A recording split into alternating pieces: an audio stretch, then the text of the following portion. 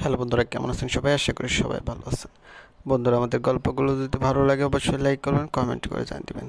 আজকের গল্প সম্পর্ক লেখিকা অল ইন্ডিয়া রুহি, পর্ব 23 এবং শেষ পর্ব। গল্পটি প্রথম থেকে শেষ পর্যন্ত যারা পড়েছেন অবশ্যই আজ একটা গঠনমূলক কমেন্ট করে জানিয়ে দিবেন গল্পটি আসলে কেমন হয়েছে। বিল্ডিংটি 4 তলা। নুসরাত বলেছিলেন ওনার বাবার ফ্ল্যাট, অর্থাৎ যেটিতে এখন মফিজুল থাকেন, সেটি 2 তলায়, পশ্চিমমুখী, অর্থাৎ পিছনের দিকে। প্রতিটি তলায় 2টো করে ইউনিট। আইনি আর প্রান্ত বিল্ডিংয়ের পিছনের রাস্তায় ঘুরঘুর করছে। কীভাবে ওই ফ্ল্যাটে ঢুকবে সেটি নিয়েই চিন্তিত হয়নি। দারোয়ানকে ফাঁকি দিয়ে ঢোকা অসম্ভব, আবার বলেও যাওয়া যাবে না। আগে মিলাকে ফোন দিয়ে জানাবে যে কেউ একজন দেখা করতে এসেছে, তখন মিলা সাবধান হয়ে যেতে পারে। যদি সেই কালপিট হয়ে থাকে তো আবার একা একা কোনো উপায়ে উপরে যাওয়া রিস্কের। ওই ফ্ল্যাটে কে কে আছে, মিলা একাই নাকি সঙ্গে আরও কোনো সহযোগী আছে কে জানে। আইনিকে ধরে ফেললে বিরাট সমস্যা হয়ে যাবে। রতিকে বাঁচাতে তো পারবেই না, উল্টো আইনি নিজেও ফেসে যাবে। প্রান্ত মুখ খুললো, তুমি শিওর আইনি ওই মহিলা এসবের পিছনে আছে? আইনি জোরালো কণ্ঠে জবাব দিল, 100% শিওর না, তবে 90% শিওর। আমার মন বলছে রতি ভাবির গায়েবের পিছনে মফিজুল শয়তানটা আছে, আর এই বাদর মহিলাও আছে। কিন্তু এখন শিওর হবা কেমনি যে রতি ভাবি এই ফ্ল্যাটে আছে নাকি, সেটাই তো ভাবছি। প্রান্ত চিন্তা করতে শুরু করলো। একবার ভাবলো পুলিশের কাছে যাবে, হেল্প যাবে, কিন্তু যদি রতি ভাবি না থাকে এখানে, তখন তো পুলিশ খেপে যাবে। উফ, এ কি যন্ত্রণা! কোনো বুদ্ধিরা কেন এসে ধরা দেয় না ঘটে। ঠিক এমন সময় আইনি হঠাৎ চেঁচিয়ে উঠে বলল, পেয়েছি পেয়েছি বুদ্ধি। প্রান্ত প্রান্ত আইনের দিকে উৎসুক চোখে তাকালো। কি? বলো আমাকে। বুদ্ধিটা সফল করতে মোটামুটি ঝামেলা হবে আমাদের, কিন্তু এর থেকে ভালো আর কোনো উপায় দেখছি না। যত ঝামেলাই হোক, যদি এটাই একমাত্র এবং শেষ উপায় হয়, তাহলে সফল করার 100% চেষ্টা করবো, প্রমিস। মিলাদ চোখাচোখি বিছানার উপর তাকালো। রতি শুয়ে আছে, নিথর দেহ তার। যে কেউ প্রাথমিকভাবে ভাববে মেয়েটা মৃত বুঝি, শুধু ফ্যাল ফ্যাল করে আকাশের দিকে তাকিয়ে থাকে। আর কি যেন ভাবে ভাবে কি ভাববে? নিজের মনে নিজেকে প্রশ্ন করে মেলা। নাকি মানসিকভাবে পুরোপুরি ভারসাম্য হারিয়ে ফেলেছে বলে এভাবে তাকিয়ে থাকে বাইরে? মিলা ভাবনা থামিয়ে নাকে ওড়না আঁচল চেপে ঘরে ঢুকলো। একটা বালতিতে পানি নিয়ে আনে সাবান, গা মোছার জন্য ছোট্ট কাপড়ের টুকরো। রতিকে উদম করে দিল। তারপর রতির পুরো শরীর মুছে দিয়ে বিছানা থেকে চাদর সরিয়ে নিল। মেজে মুছতে মুছতে মিলার কপালের চামড়া কুঁচকে আসে। এই বিরক্তিকর কাজ করতে মোটেও ইচ্ছে করে না তার, শুধুমাত্র টাকার জন্য। মফিজুল ভালোই টাকা ঢালছেন মিলার পিছনে। মিলার বুঝে আসে না কি দরকার এত টাকা নষ্ট করা, এত রিস্ক নিয়ে এই মেয়েকে ধরে বেঁধে শারীরিক সুখ মেটানো। চাইলেই তো পতিতাপাড়ায় যাওয়া যায়, কম পয়সায় এর চেয়েও সুন্দরী পাবে সেখানে। আবার জোরাজোরি থাকবে না কোনো, পাখিরা নিচ থেকে এসে ধরা দিতে প্রস্তুত সর্বদা। নেই কোনো রিস্ক।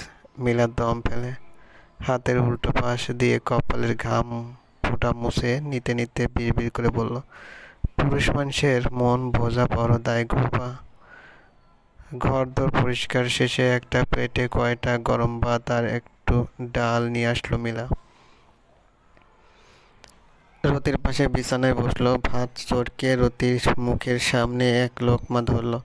বিরক্তি স্বরে বলল, হা করো। রতি আকাশের দিকে থেকে মুখ ঘোরায়, প্যাল প্যাল চোখে মিলার দিকে তাকায়। মিলার বুক কাঁপে, খারাপ লাগে আচমকা। না জানি কার মেয়ে, কোন মায়ের বুক খালি হয়ে গেছে। নিশ্চয়ই মেয়েটি বিবাহিতা। স্বামী কি পাগলের মতন খুঁজছে, নাকি ভেবে নিয়েছে আর ফিরবে না সে? তাকে নিয়ে না পড়ে থেকে অন্য কাউকে বিয়ে করে ফেলা উচিত। কম দিন তো হলো না, এতদিন ভোগের বস্তু হয়েছিল।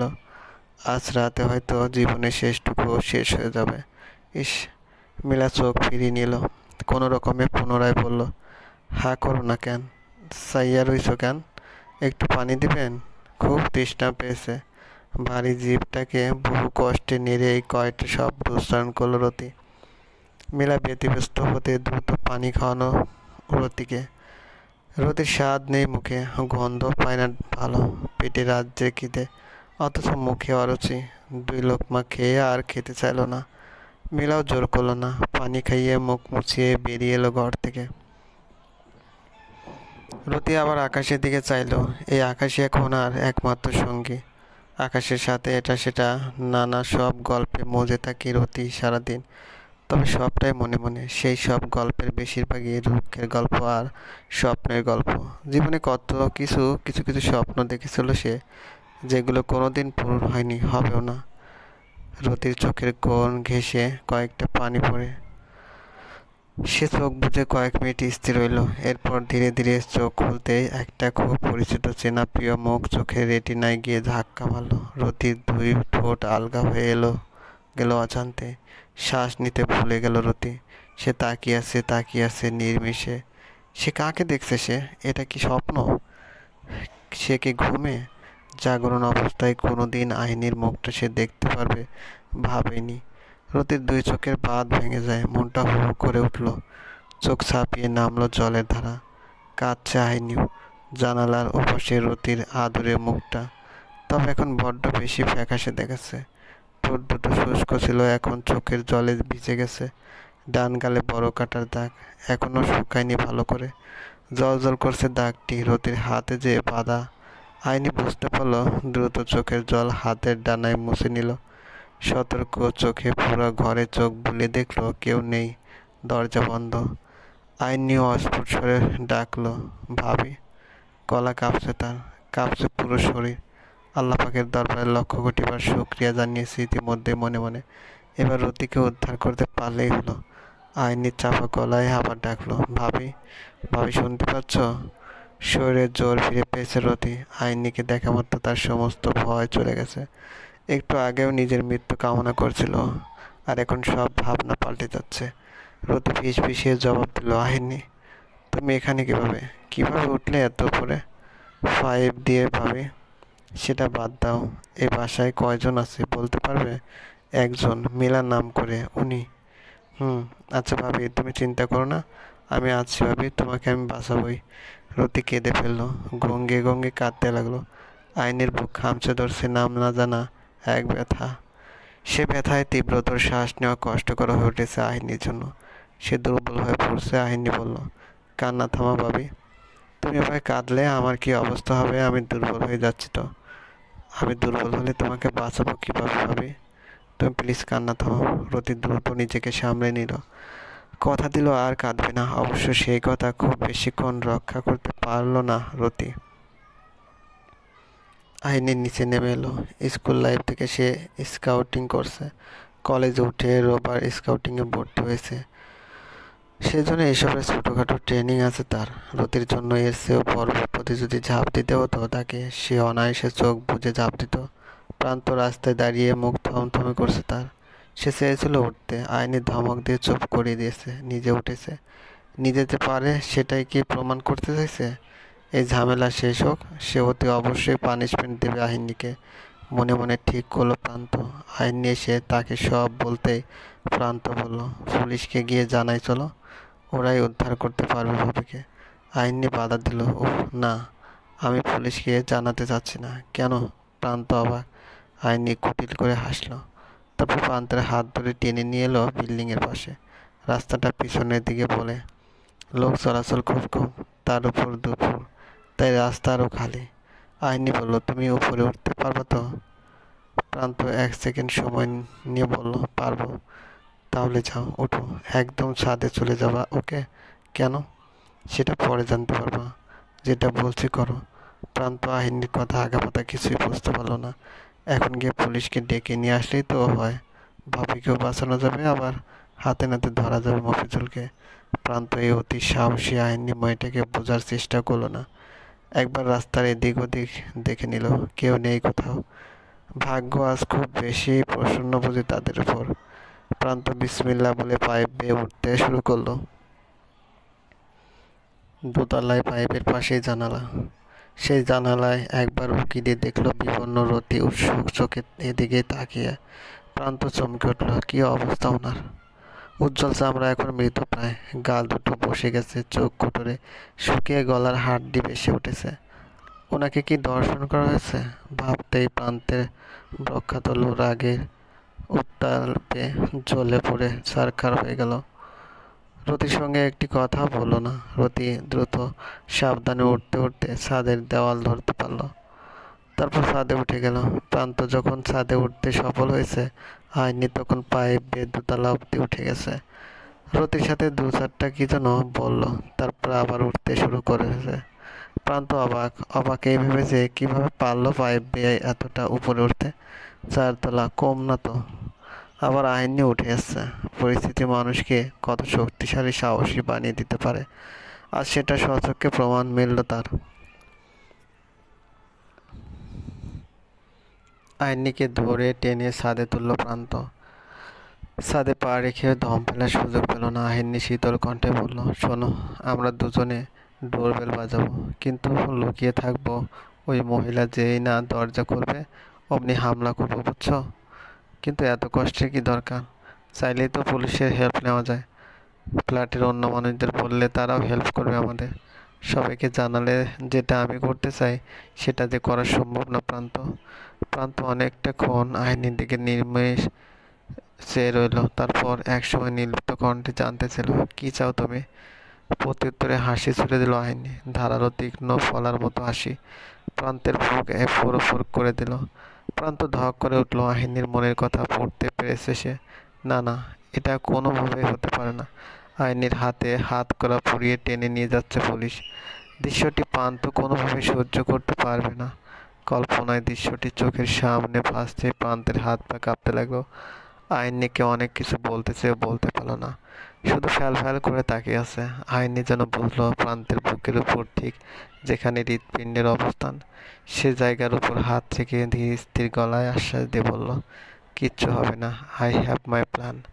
এরপর আর প্রান্ত কিচ্ছুটি বলতে পারলো না। অদ্ভুত জ্বর তাকে আষ্টে পৃষ্ঠে ধরে থাকলো। আইনি প্রান্তকে নিয়ে দ্রুত নিচে নেমে আসে। প্রতিটি ফ্ল্যাটের দরজা বন্ধ, কেউ তাদের দেখলে সমস্যা, তাই এক প্রকার দৌড়ে দোতলা ফ্ল্যাটের সামনে এসে দাঁড়ালো। বুকে মৃদু কাঁপন, হঠাৎই সাহস হারিয়ে ফেলেছে আইনি। দরজায় শব্দ করতেও ভয় লাগছে তার, কিন্তু কিশোর ভয় কেন হচ্ছে আইনি বুঝতে পারলো না। সে চোখ বুঝলো, চোখের পর্দায় ভেসে উঠল রতির বিধ্বস্ত মুখখানা। একটা বিছানায় অবেলায় পড়ে থাকা কাপড়ের মতন পড়ে রয়েছে সে। আজ কতদিন হলো, হাত পায়ে শিকল। রতি বলল, ওকে নাকি খেতে দেয় না ঠিকঠাক, আর যা দেয় তা ভালো লাগে না, পানিও খেতে দেয় না ঠিক মতন। কতদিন ধরে নাকি বাথরুমের চেহারাও দেখে না, যা হয় সব শুয়ে বসে করতে হয়। যখন দ্বিতীয়বার পাইপ বেয়ে দোতলায় উঠেছিল তখন এসব বলছিল রতি। সে আদা করেছে কাঁদবে না, তাই কাঁদেনি, কিন্তু তার লাল টকটকে চোখ দুটো বলে দিয়েছে অনেক কথা। সব কথা ব্যথার, সব ভক্তি কষ্টের। নিঃশ্বাসটাও নাকি যন্ত্রণা দেয় রতিকে। আইনি চোখ খুলল, তার চোখে জল জল করছে ধিকি ধিকি আগুন।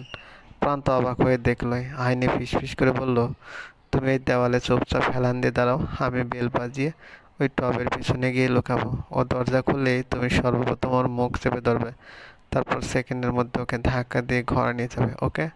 প্রান্ত বুক থরফরে নিয়ে বলল, ওকে।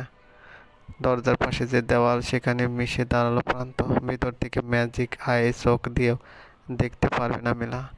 আইনি বড় করে দম টানলো, একবার প্রান্তের দিকে তাকালো। প্রান্ত চোখ ইশারায় আশ্বস্ত করলো। আইনি কলিং বেল টিপ দিয়ে প্রায় নিঃশব্দে দৌড়ে গিয়ে বড় পাতা ভারের টপটার পিছনে হাঁটু গেড়ে বসে পড়ল। মিনিট পড়ায় 1 2 3 খুলল না। মিলা বাথরুমে বসে শুনতে পেল কলিং বেল বাজছে।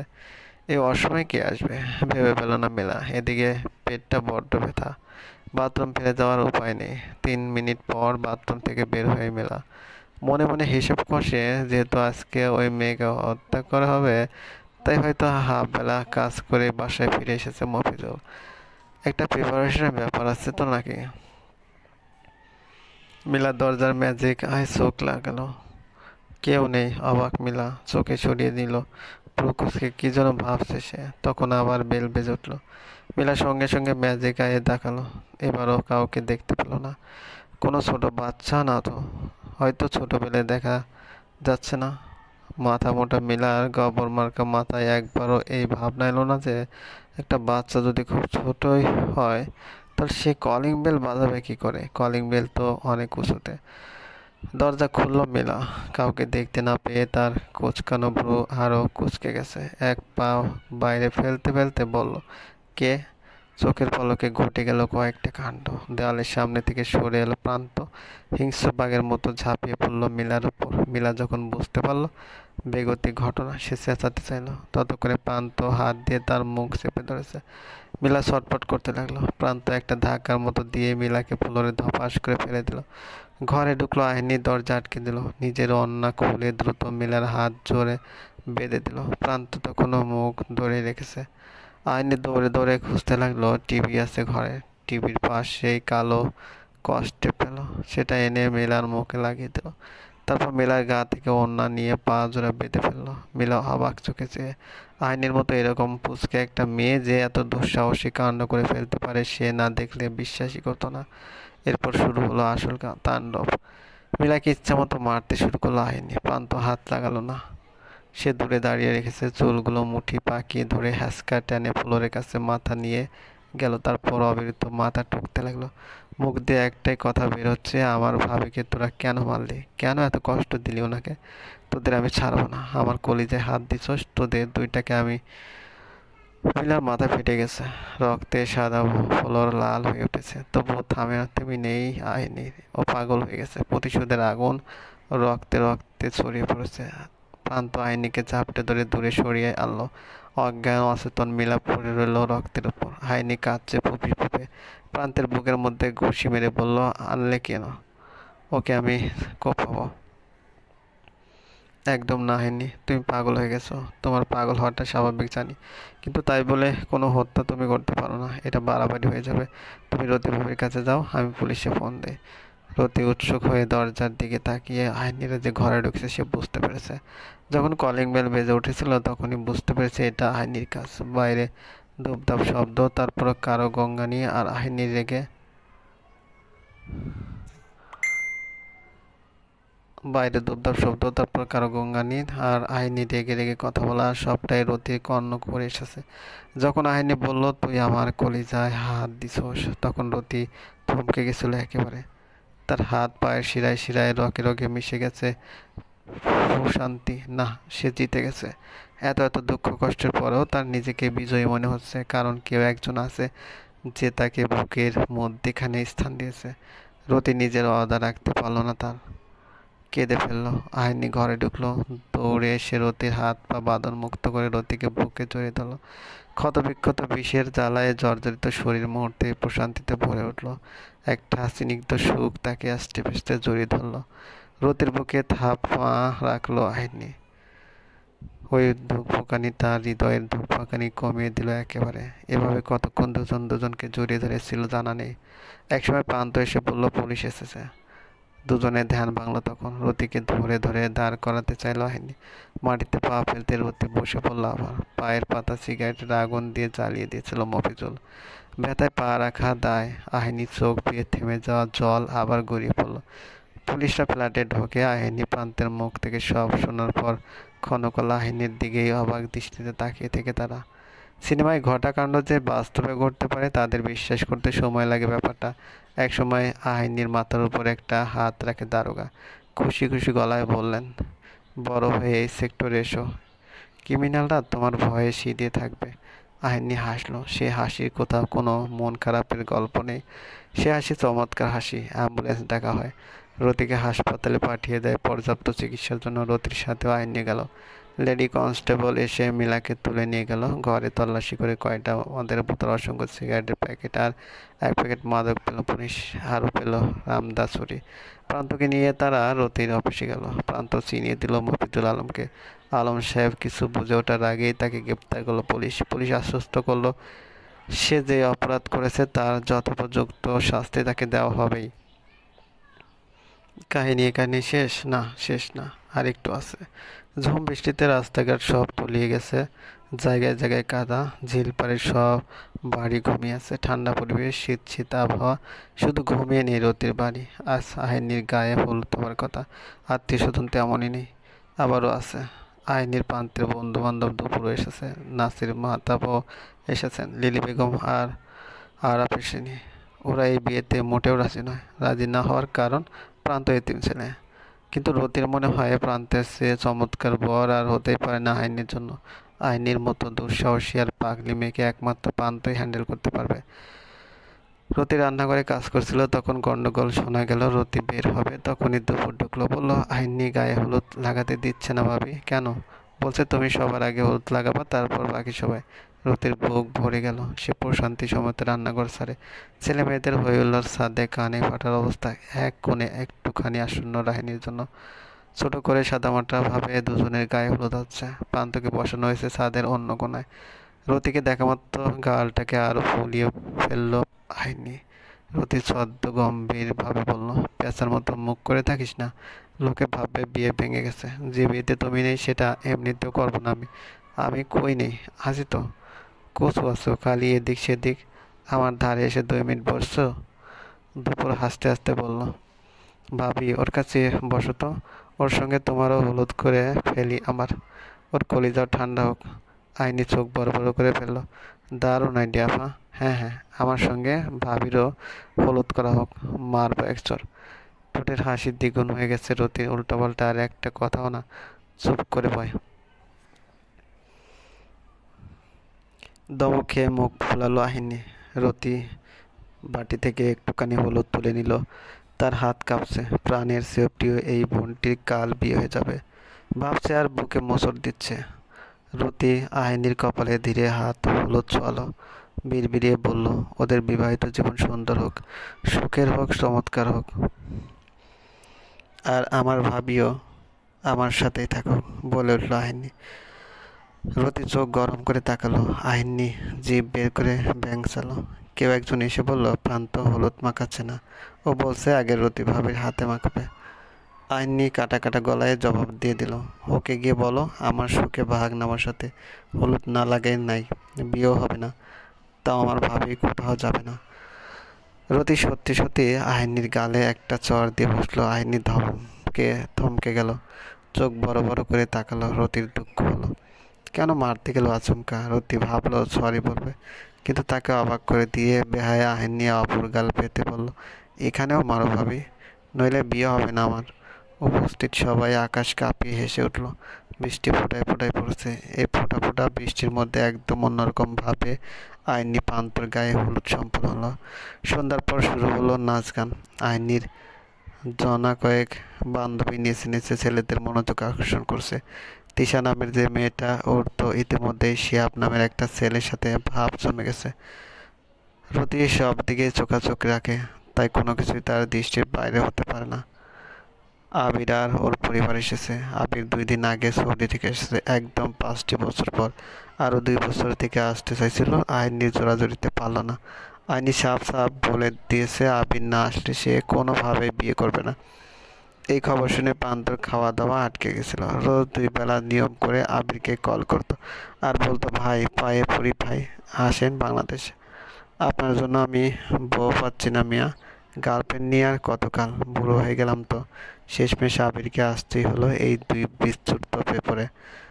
সিমিটা কত বড় হয়ে গেছে, আর কয় মাস পর সিমি আর দুলাভাই বিদেশ চলে যাবে।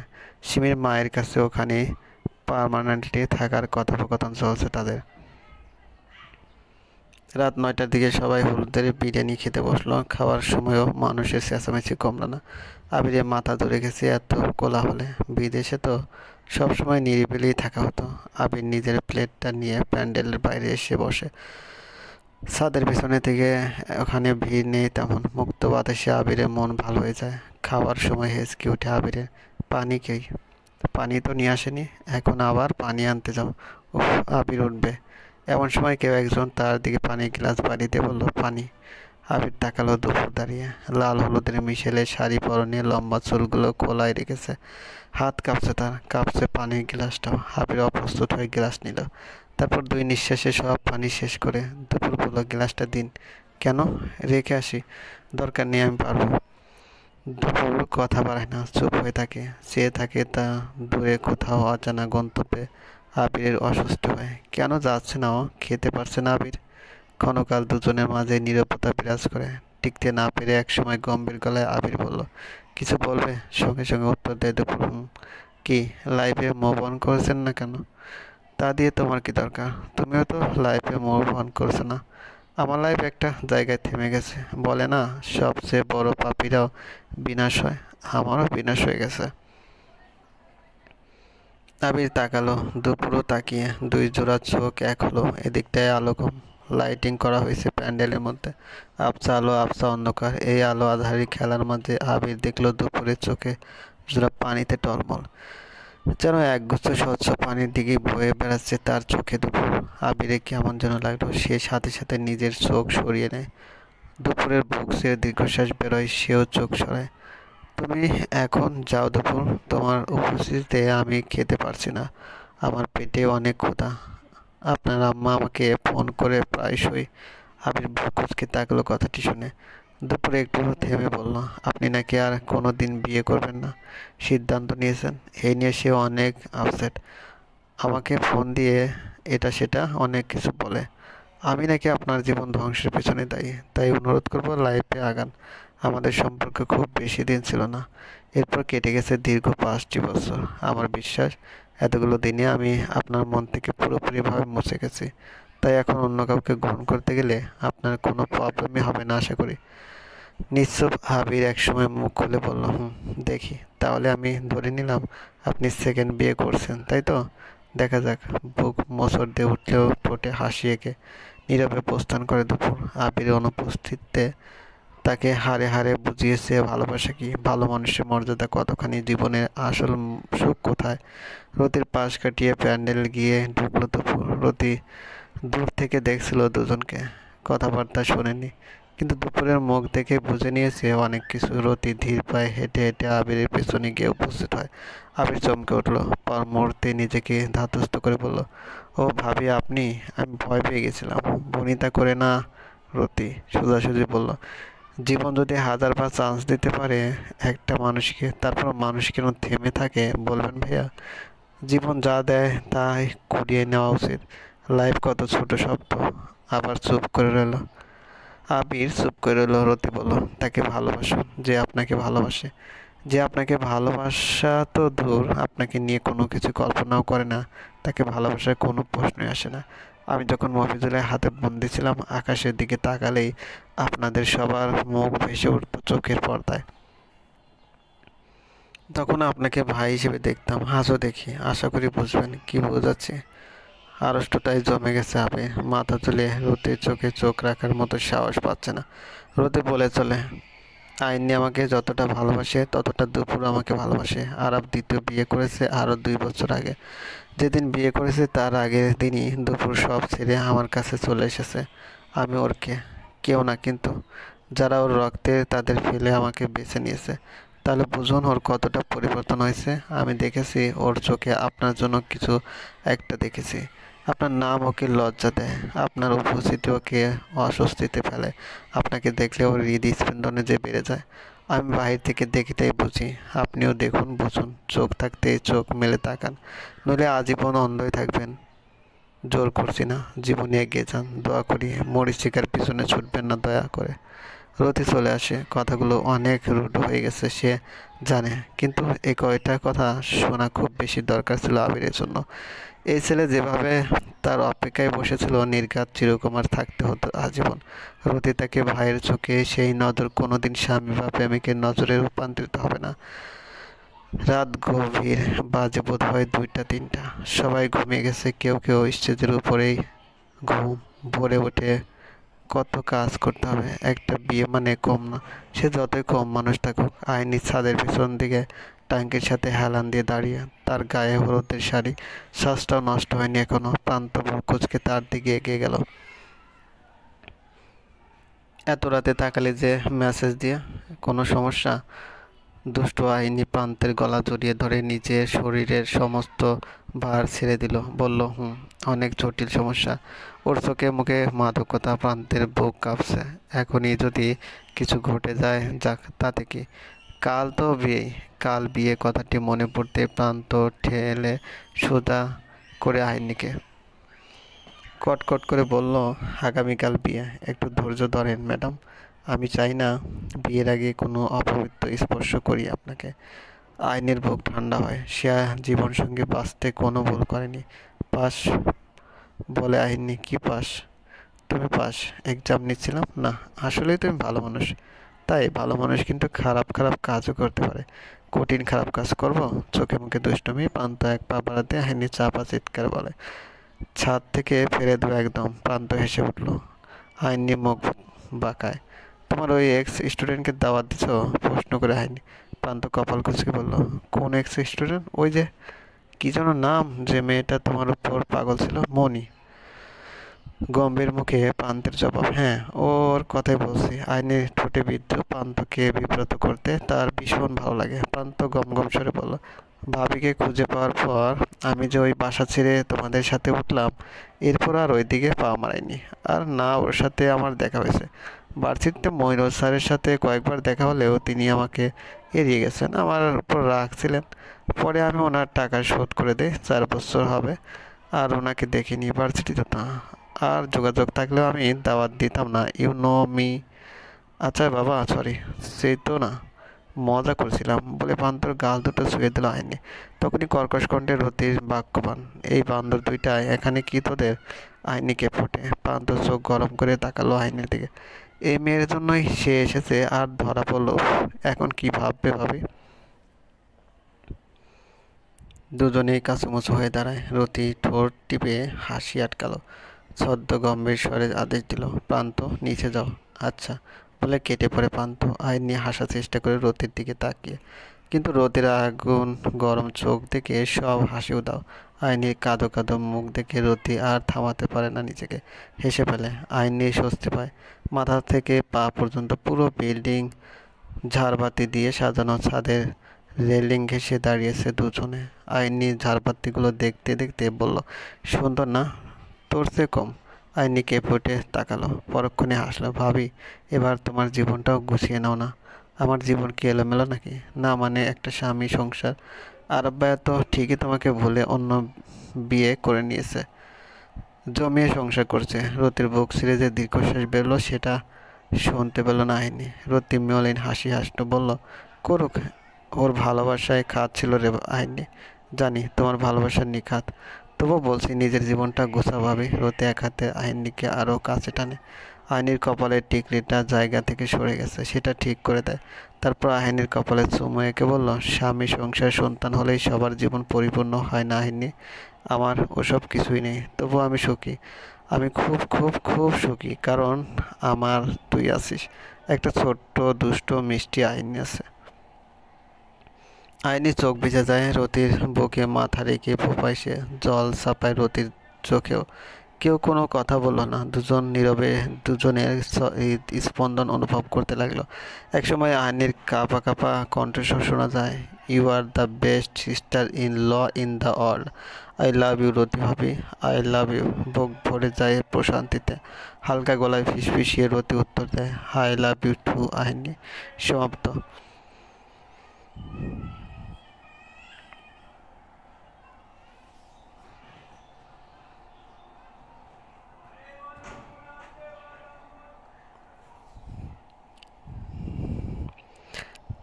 গল্পটি ভালো লাগলে অবশ্যই লাইক করবেন, কমেন্ট করবেন। আর চ্যানেলে যদি আপনি নতুন হয়ে থাকেন অবশ্যই সাবস্ক্রাইব করে পাশে থাকা বেল আইকনটি প্রেস করে রাখুন, যাতে নতুন নতুন ভিডিও আপলোড করার সাথে সাথে আপনার নোটিফিকেশনে চলে যায়। আর অলরেডি যারা সাবস্ক্রাইব করে রেখেছেন তাদেরকে অসংখ্য ধন্যবাদ। ভালো থাকবেন।